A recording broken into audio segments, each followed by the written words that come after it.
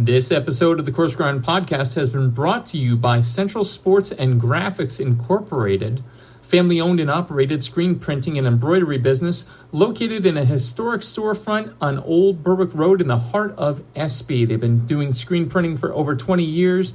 They have high-quality product at a low price. Be sure to check them out. Central Sports and Graphics Incorporated, 570-784-1212.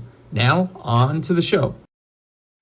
Hey, this is Eric Hopfinger, pirate chef from San Francisco, California. You're listening to Shawn Rosler on the Coarse Grind Podcast.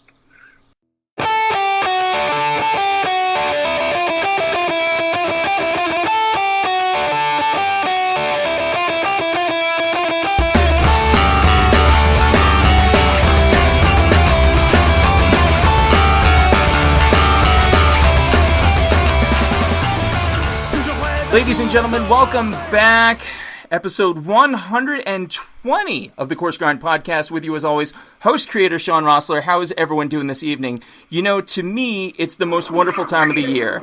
And no, I'm not talking about the gullet-filling, stocking-stuffing nonsense. Never mind, it cost me a pool for my kids. But that's not it. No, I'm talking about the NBC Universal Bravo Network fabulous new season of Top Chef. And what could be better than that? It's an all-star season. So the folks at NBC Universal have been kind enough to humor this humble podcast with some return guests. And the first one, well, I simply mustache him some questions again. Tonight's guest mentored under some of the Bay Area's most acclaimed chefs and restaurateurs, but spent his pre-culinary undergraduate years at UC Davis. And while he sidestepped a more traditional route via culinary school, he found himself sustained by cooking gigs and an ever-increasing passion for the food industry. A love for food was no stranger to our guest as he grew up cooking by his mom's side. Graduating with a bachelor's degree, he found himself drifting ever closer to the culinary field when in 2010 he helped open a restaurant as a line cook. There, he earned a quick and potent education in the business, its pitfalls, and a passion for the restaurant world overall. But it wasn't until our guest landed in San Francisco under the tutelage of Chef Jason Berthold at RN74 that he truly started to find his culinary footing. He rose through the ranks quickly from line cook to sous in a short 6 months, sharpening his Epicurean acumen all the way to landing on season 15 of Top Chef, finishing in the top 3. We know that that's history, but guess what, kids? He's back, and given how close he got his first run, and the fact that he's close enough into his original season to have not generated any ring rust, well, I think he just might have it. But we're going to have to wait and see. Ladies and gentlemen, and everyone in between, my guest this evening, Top Chef Colorado rockstar and season 17 all-star, Chef Joe Sasto. Chef, how is it going, sir? From season 15 to season 17, here we are. We've got you back, and I can't thank you enough for being a part of it. I know you're on a short time clock. Folks who want to get the full backstory, check out episode 78. That was Joe's original interview. Here we're going to recap a little bit of the background just to give some concept, some background to the piece. But again, we're going to focus kind of more on what's been going on since 15. So starters, mains, and afters. Starters, we'll talk about where the guests came from. Mains, we're going to talk about where they're at.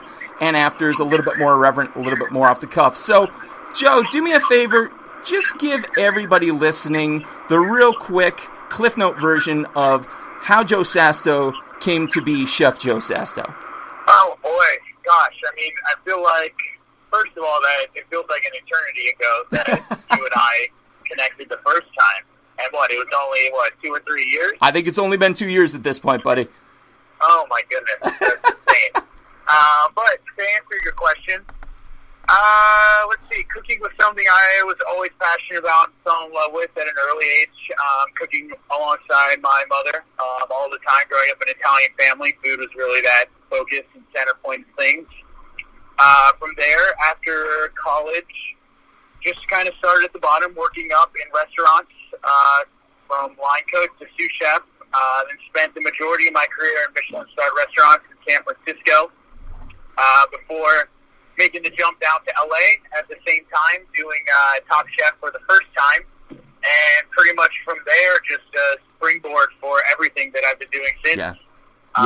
The past, I'd say, year, maybe 2 years almost now since we spoke. Yeah, man, and I've been tuned in to your Insta, to your Twitter, and I mean, you are all over the place now. Not that I don't imagine you weren't before, but really it has kind of sprungboard you forward from cooking by your mom's side to saying, I'm going to be on Top Chef again. That's got to feel amazing.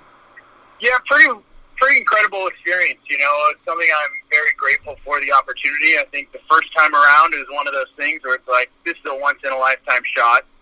And then when you get the phone call to ask if you're interested in coming back to do it again, just, you know, pretty unreal. It's Absolutely. One of those things that then, you know, once in a lifetime, a second time. So it never happens. And out of all the chef testants and everyone who's competed up to this point, to be chosen to go back, I'm just incredibly grateful and humbled for the whole thing. Yeah, I mean, I'm sure you're grateful, but I have to step in on behalf of your humility and remind you just how close you got the first time. Now, being that close the first time, does it feel like the pressure is on, or do you feel more relaxed going back into it? You know, it's another opportunity, it's another chance to do it all over again, but then, you know, something I have to remember is that it's everyone else got that close as well. Yeah. So they all feel exactly the same way that I do. And so with that on all of our minds, I think we're all kind of in the same mental space where, yeah, we've done this before, so we all know how crazy this is going to be. Mm-hmm. And we're just as crazy for probably saying yes to do it again. Oh, for sure. For sure. So, you know, typically at this point in the interview, we talk about, like, you know, where you came from, your culinary origins. But again, episode 78, for the folks who want to go in the backlog and check it out, definitely check it out. It's a great episode. If I do say so myself, that was egotistical. But with that in mind, like, talk to me about, like, some kind of pointed questions about your first experience with Top Chef. Like, first off, tell me about your favorite dish that you made on season 15. Ooh, gosh, thinking back on that one. If you have one. I think some of those pasta dishes that I did were definitely some of my favorites. I know the Olympic episode, doing the carrot many different ways and working that into a pasta dish was a lot of fun. I got to showcase the kind of multicolored doughs and style that I do. But then towards the end, I had done a pasta dish that was family focused, based on nostalgia, recreating one of my family recipes. And that was a really emotional episode, a really emotional cook and dish. And it was kind of recreating this dish my dad did that was originally my mother's dish. Yep. And so I think that one really holds a special place in my heart, too. Sure, man, and that's when you know that you know Top Chef as a concept kind of like exceeds your typical reality/competition show in that way. You know, I think there's a lot of shows that as a fan you can watch, you can see emotion, be like, oh wow, I feel bad for him. I think the world connected with you at that moment, and you know that's just that vulnerability behind just a beautiful plate of food. I don't know that the moment could have been any more emotionally powerful. And I'm pretty sure we talked that moment to death on the first go-around. But, I mean, listen, people, if you're looking to see somebody put their heart and soul into something, go back and watch it. I think it was, like 3 episodes from the end? 2 or 3 episodes back from the end of 15. But, I mean, just super powerful. Really close to the end. Yeah, and I mean, it just speaks volume to who you are as a chef. Now, of course, I asked you your favorite. I have to ask you, and I imagine it might have to do with elimination. I don't know. Is there one you look back and you still have like PTSD dreams of, dish-wise or challenge-wise?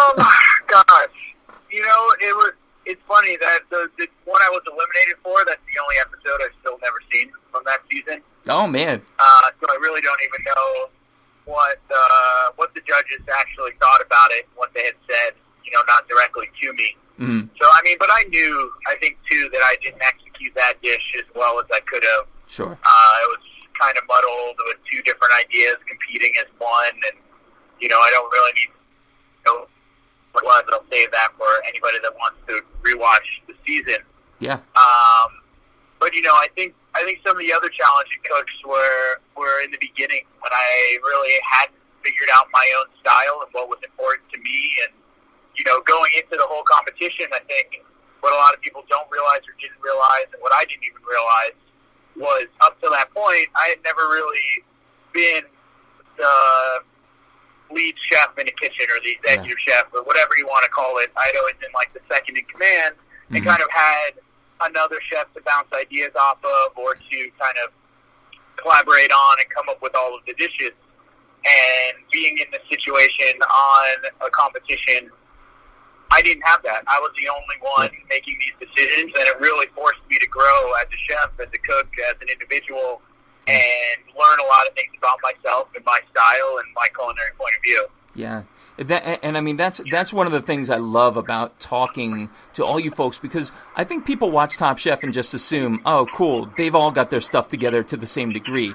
Like, there's lifers who are on there, like freaking John Tisar, and then, here's Joe Sasto kind of figuring it out as he goes, and look at how close he gets. Like, it really is amazing, and it really speaks to, like, inherent talent coming into the show. That's just awesome. So, Top Chef 15 happens, you place third, you go home. Give me the encapsulation of what life has been since Top Chef. How has it changed your life? Examples, however you want to share the story. I couldn't have imagined it would do everything that it did. It opened so many doors, and I feel like it really just kind of springboarded me forward to a place where I would have eventually gotten in my career, but just much sooner and much faster. Yeah. Having done the entire competition. Just so many connections, such a great network that it opened up, and really just allowed me to connect with so many people on so many different levels that I would have never thought possible. Personal, professional, through food, through experiences, through emotions, just so many different things. And I mean, now it's even taken me on this kind of alternative restaurant business model for the past year and a half, almost 2 years now. I haven't worked in a traditional brick and mortar restaurant for that sense. I've been doing pop-ups. I've been playing all of North America, kind of taking my food and my style everywhere. And I feel like that ability to do that has very much been a result of everyone knowing who I am and wanting to connect with me all through food. Yeah, and that's got to be so rewarding as a chef, as an artist, to show your stuff on TV and hope that the concept gets close. And then not only did it get close, but people actually want it in real life. To have this need from people for your pop-ups, it is incredible. What's been your favorite pop-up experience so far? I've done a lot of really fun ones. I was in Winnipeg, Canada, in the middle of the winter, where it was minus 40 degrees Fahrenheit, which, for anyone who doesn't know, is also the same temperature in Celsius. It's the only point where they make the meat. Minus 40 Fahrenheit is also minus 40 Celsius, which is like a fun fact that I learned while up there. I didn't know that. Awesome. And if you've never been in that temperature, there are no words in the English language to describe how cold that actually feels. It's just very, very cold. But we cooked on a frozen lake in the middle of the winter and kind of had a pop-up restaurant in the middle of the lake and did a couple seatings of 18 or 20 diners, and that was a really magical experience. But that was last year. Most recently, I did a pop-up and I've been focusing on this concept of tanto si I've been playing around with. We came up with that phrase, which means so much yes, roughly translated from Italian, and it's kind of this idea of eating and sitting down and enjoying food amongst friends and family, and kind of that feeling you get when you sit down at your grandmother's table and you're loaded up with all of these small plates and kind of all these seasonal vegetables and pickles and preserves, much like you would have Korean banchan to start a meal. Kind of starting a meal like that, but with my California, Italian inspirations, and then leading into a whole series and progressions of pastas. Nice, man. Man, you are literally all over the place. And so all this success in 15, these pop-ups, and here we are looking down the barrel of season 17, which premieres, correct me if I'm wrong, March 19th at 10, 9 Central?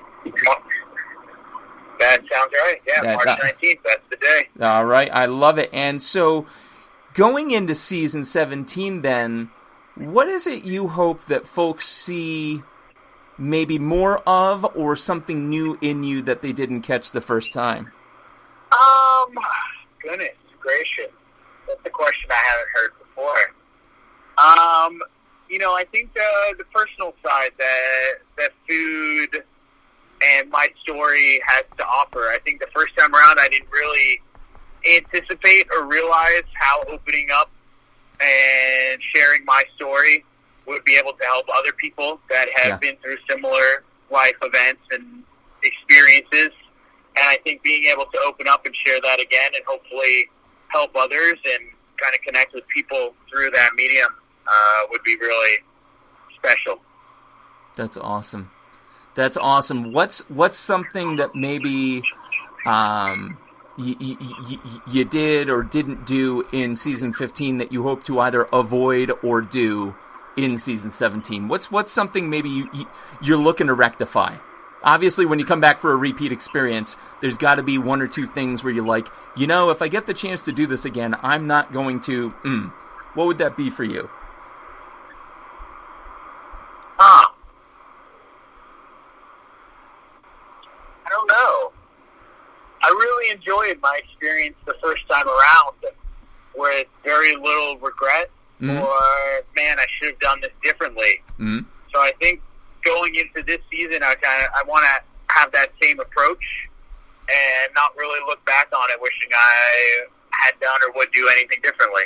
Absolutely. I mean, it certainly worked for you the first time, so I don't see any need to change it. Just wondering if looking back you had anything. And again, you seem like the guy who just kind of flows with it. And again, it's working smashingly for you. I go with the flow. I love it. So yeah, again, season 17 premieres March 19th, 10/9 Central, only on Bravo. I forget that only on Bravo. Now that, all this network speak, I've got to say the whole tagline. So that's huge. But before we let you go, I've got to touch back on some afters questions, have a little fun with you before I let you go. And I'm going to ask you some same questions. And listeners at home, you might want to check out episode 78 and compare, because maybe he's changed since then. Who knows? I am standing cooking with you in your kitchen. What music do I hear? Oh, if we're in my house, we're definitely listening to reggae. If we're in the kitchen at work, maybe a little Action Bronson. Nice. For those of you unaware, and I'm sure there's more of you than I care to admit, Action Bronson is a must listen. Action Bronson is incredible. Watch him on Vice. Listen to his stuff. He's incredible. And I'm a late adopter, I'll admit. Funny guy. But yeah, have you had the chance to meet him yet? We bumped into each other at the farmer's market down in Santa Monica. He's kind of hard to miss. Oh yeah, he's definitely a presence to be seen. Let's go with the deserted island again. You're going to be stranded on a deserted island. Only 3 foods or food type items you can bring with you. Inexhaustible supplies, but only 3. What would they be and why? You asked me this the first time around? I don't even remember that. That's what I love about this. I kind of want to know what I said, but I also don't want to know what I said to see if I say the same thing. Well, I'll tell you what, because I'm such a hoarder, I have your answers right here in front of me from the first time, so I'll let you answer, and then I'll tell you what you said. I was hoping you'd say that. Okay, three things. I have water. I don't need to bring water, right? Yeah. Let's assume you've mastered the art of desal. Let's assume. Yeah. Okay, so we have water. I'm gonna bring some nachos with me. Definitely nachos. Some rainbow sprinkles would be nice. And I don't know, the last one. I mean, sushi's pretty variety driven. So let's go with that. Excellent. I love it. Man, nachos, rainbow sprinkles, and sushi. What were my answers the first time? Let's see. Hang on a minute. Froyo with rainbow sprinkles, nachos, and stone fruit. Dude, you're 2 for 3. That's amazing. Great. So good. Glad to see I haven't changed. Yeah. Staying true to my roots. Clearly on a stone fruit kick. We must have been talking like right in the middle of the summer or something the first time. Yeah. The last interview was July 9th, 2 years ago. So there you go. Yep. There we go. Right as rain. Right as rain. And finally, before I let you go, I'm going to ask you, again, the simplest but the most complex question of the show. What is food to you in a single word? Powerful. Love it. Love it. That changed, by the way. Your first answer was everything. Did it? What did I say last time? Everything, you said. Everything. Yeah. Oh. But I mean... Those very good answers, I feel. I think they are, too. Even if you don't say so yourself, I think those are powerful answers, buddy. Yeah, I won't say so myself. I think those are good answers. See that? I love it. I love it. Chef Joe Sasto, as always. And again, thank you so much for answering my... questions on Italian food. I know there was a time, I believe it was over last summer, I have to thank you on air, because my wife would kill me if I didn't, that we were, what's the Italian cheese where there's cheese in the middle and it's a ball of mozzarella around it? Burrata. Burrata, yes. And I texted you about it, and... Folks, if you meet Joe Sasto, he truly is one of the nicest human beings, because he literally got right back to my uninformed self and straightened me out. It was fantastic. So I want to thank you on air for doing that. That was terrific. And we haven't stopped eating it, by the way. I appreciate that you saying that. It's fantastic. You can check out Joe Sasto on the Instagram, chef.joe.sasto, and you can check him out on Twitter at Chef Joe Sasto. Again, if you're really looking to check them out, and I hope we check them out for the whole season this time, you're going to be checking out Top Chef 17, premiering on Bravo, March 19th, 10/9 Central. Again, Chef Joe Sasto, always an absolute honor. I appreciate it more than you know, buddy. Thank you so much. It's always fun talking to you. Thanks, man. Ladies and gentlemen. I love it. Oh, thanks, buddy. Ladies and gentlemen, this has been episode number 120 of the Coarse Grind Podcast. With me again this evening, the incredible Rainbow Sprinkle loving Chef Joe Sasto. My producer, as always, has been Johnny Leland Robinson, a.k.a. the Reverend Johnny Memoria. Be sure to check out his podcast, Cinematic Pig's Feet, with yours truly, reviewing the movie Aria, which if you want to get scared quickly, go check that out. Next episode's going to come back local, 121. You will not want to miss it. Stay tuned.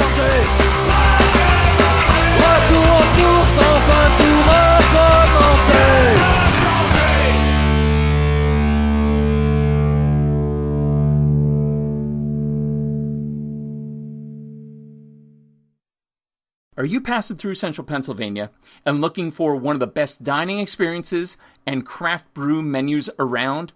Look no further. Turkey Hill Brewing Company and 991 Central Road in Bloomsburg, PA has everything you could ask for and then some. Service, food, beer together. Unbelievable. Be sure to check them out. Call them today for reservations. 570-387-8422. Call today.